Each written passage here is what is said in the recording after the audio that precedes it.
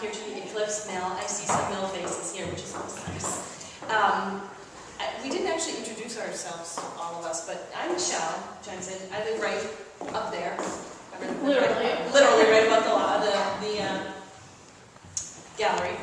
I apologize, there's no art on the wall. It's just early enough in the season that there's no art. When is our next? Well, Gail's going to talk about that, so I won't mention it. But I'm really glad you guys are all here. We have two presenters tonight, both North Adams local people. Oh, that's Gail. Is that your stuff or Gail's stuff? That's Gail's stuff. One is Gail Sellars. Are you going to be by yourself or is? Oh, okay.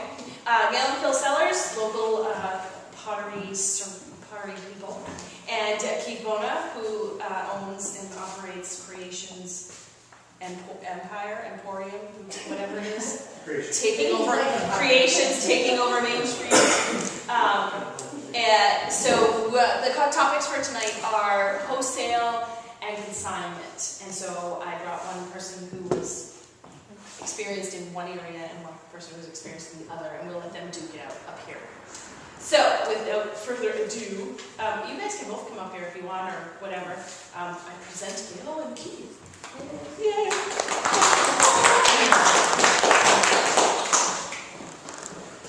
Deep breaths. Oh, okay. Step over right now. I think we'll start walking that time. Oh, yeah, that's cool.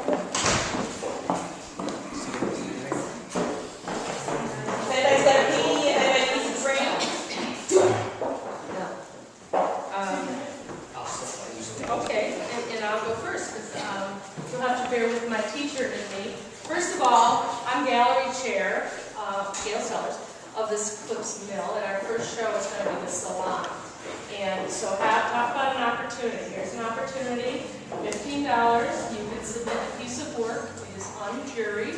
We hang in this gallery space, salon style. We've had as many as about 55 artists.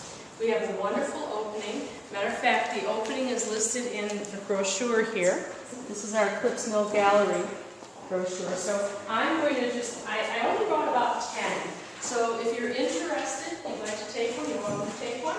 And certainly take one of our brochures. It talks about our schedule for our gallery season. And if you don't take one, but you think about it later, or you know of someone, you can go on Eclipse Mill Gallery site, and it will take you to the gallery page, which in turn will take you to the salon application. So, just a little bit about that. All right. Do you want to chop first? I'm going to chop? You go right ahead. All right. I'm going to go right ahead then. And I'm going to probably... everything's on paper, so it may be self-explanatory. There is a brief history of my husband and I. My husband's been doing pottery full-time for about 30 years. And we've been doing pottery together. We started out doing, I remember so vividly, our first retail show. It was on a little square in Madison, Ohio. It was $25, and you just kind of set up whatever you had in the garage to see what you could set your stuff on. And we went and we did the show. And we made $225. I should say, made is the wrong word. We sold $225. And then you have to take the expenses off of that. And we just thought, oh my gosh, this is great. Well, sale of art and crafts has come a long way since then. And we've done a number of retail shows over the years, some very large ones. And so on the back of this is a list of a little flavor of some of the retail shows that we've done. And there's a selection of galleries that we have that we sell to. It's been probably 15 years that we've been, maybe longer, that we've been selling to wholesale to shops and galleries. We attended the Philadelphia Biomarket of American Crafts. It's in Philadelphia. The very first one we did was in Boston. At that time, it was difficult to get into. It just so happened that the promoter had a section for Ohio, and one of the Ohio artists dropped out. And so they had this booth in the middle of the Ohio section, and we were on a waiting list, and they called us up, and so we went from Ohio to Boston and did the wholesale show. Wholesaling is a whole other ballgame compared to retail. And there's a number of points that I want to go over. And on the back, and I have to tell you, I am not an expert by any means. We've been doing it for a long time. We've learned a lot. We've shared a lot. Other people have shared with us. There's some things that people have shared that work great. Other things people share that don't work. One of the number one things is that when you wholesale, you have to be prepared to sell to shops and galleries for half of what you retail. Most artists, I believe, most crafters, when they start out, they don't realize it, they are already wholesaling. I remember a gallery came to us. I was making these woven clay baskets. They were $12.50 a piece. And she said, I would love to carry your stuff to my New Jersey gallery. And she said, how much is your wholesale price? And wholesale price, I had no idea what she meant. And mind you, every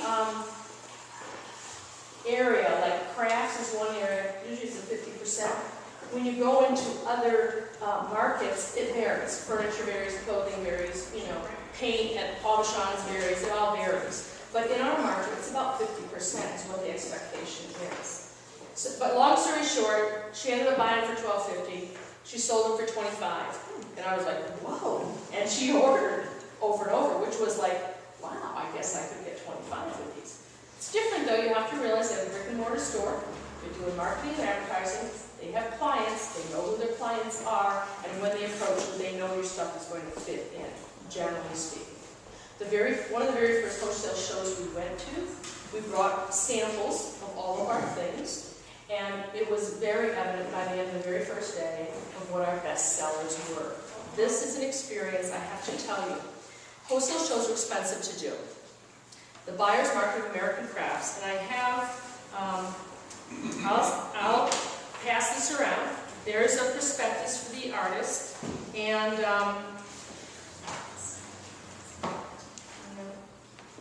I guess here it is, the Philadelphia Buyer's Market. This is definitely your client. Handmade.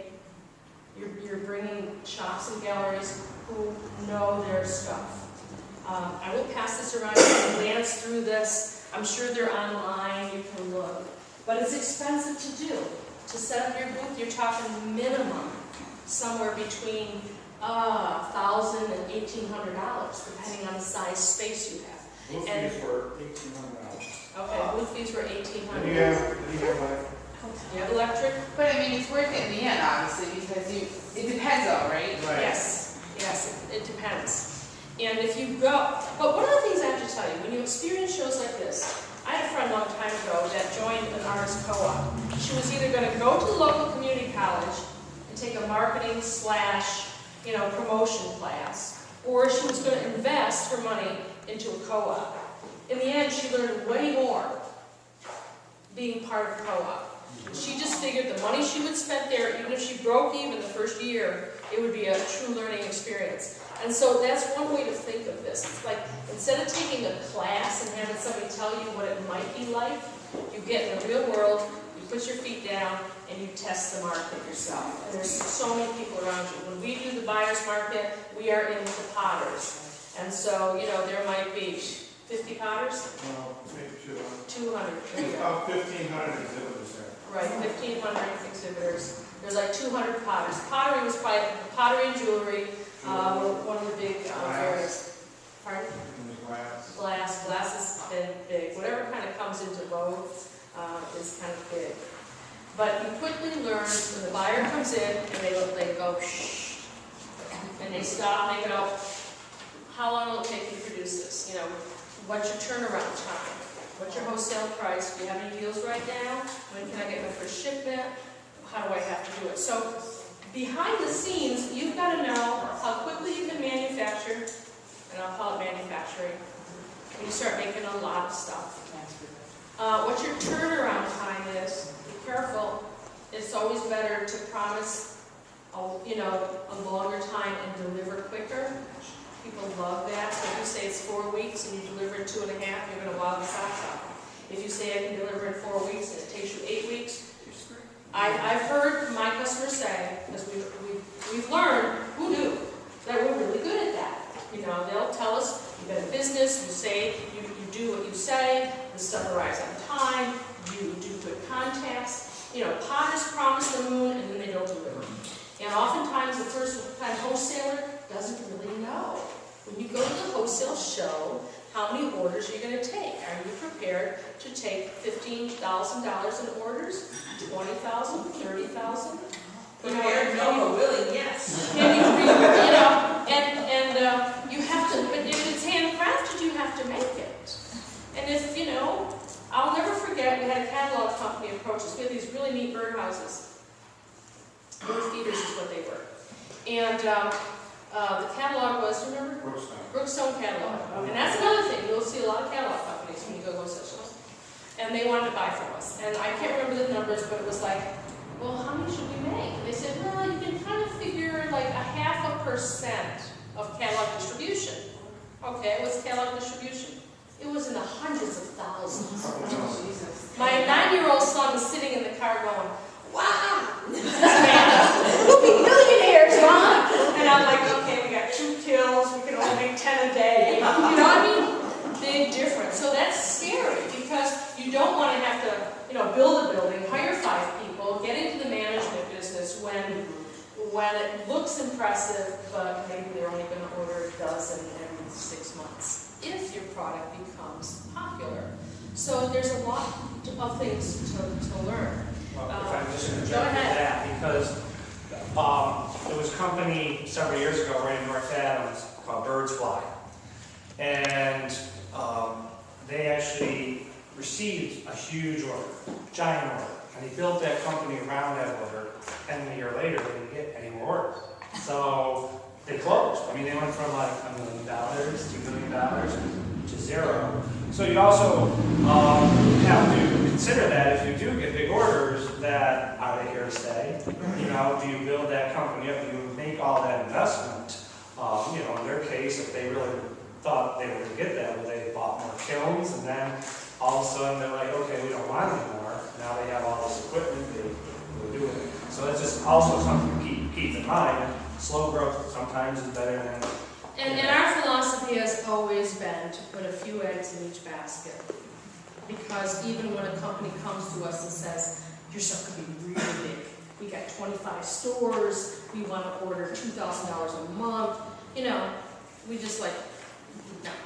We don't want to get in over our head because the minute you get big, our accountant told us at one point we had 7 people, including filling this. So there was 5 people working for us. And you become a manager. You've got payroll, you've got taxes. You know, they come to you and they go, so when is my vacation? How much sick days do I get? They want a handbook. I was making a handbook. And I'm